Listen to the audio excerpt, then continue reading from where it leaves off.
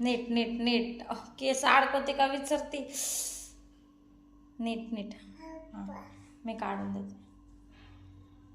हां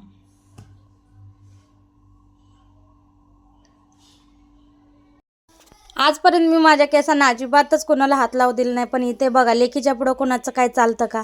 तिला माझे केस विचरायचेच होते आणि हाताला लागले की हे असे नाटकं चालूच होती. तिने माझे केस विचरायचे तर जास्तच गुंता करून दिला आणि त्या म्हणजे केसांची वाट लावली. तर इथं इथं इथं मला पण देत नाही, स्वतः पण नीट विचारत नाही. सयो दे ग दे ग दे ग.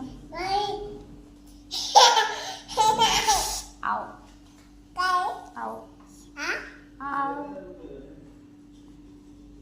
बू बू बू अजून बू बू बू.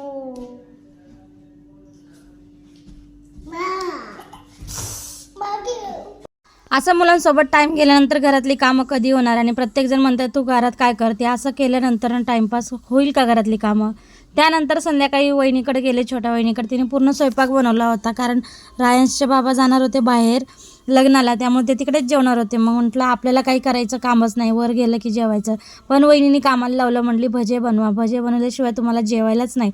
आणि इकडे बघा कशी हसते. जेवण वगैरे केलं आणि नंतर आमचा परत टाईमपास सुरू झाला. टाईमपास म्हणजे ह्या मुलांचाच टाईमपास आणि आमचा एंटरटेनमेंटचा भाग. तर बघा हे कसे दोघंही डान्स करतायत टी व्ही बघत. आणि रायन्सला तर उल्हास बघा त्याचा डान्सचा.